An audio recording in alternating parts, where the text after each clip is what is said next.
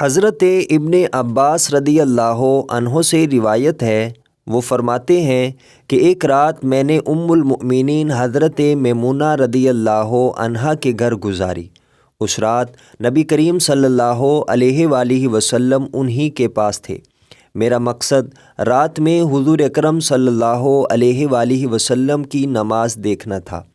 رسول اللہ صلی اللہ علیہ وآلہ وسلم نے تھوڑی دیر تو اپنی اہلیہ کے ساتھ بات چیت کی، پھر سو گئے۔ جب رات کا آخری تہائی حصہ یا بعض حصہ باقی رہ گیا تو آپ صلی اللہ علیہ وآلہ وسلم اٹھ بیٹھے اور آسمان کی طرف دیکھ کر یہ آیت پڑھی: بلا شبہ آسمانوں اور زمین کی پیدائش میں عقل رکھنے والوں کے لیے نشانیاں ہیں۔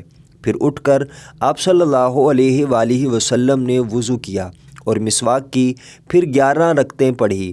پھر حضرت بلال رضی اللہ عنہ نے نماز کے لیے اذان دی اور آپ صلی اللہ علیہ وآلہ وسلم نے 2 رکعات نماز پڑھی، پھر باہر آ گئے اور لوگوں کو صبح کی نماز پڑھائی۔ صحیح بخاری حدیث نمبر 7452۔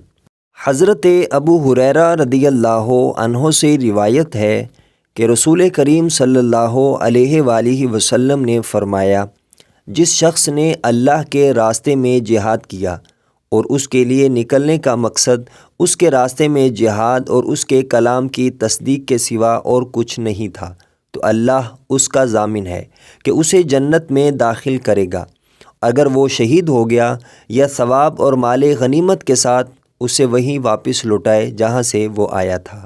صحیح بخاری حدیث نمبر 7457۔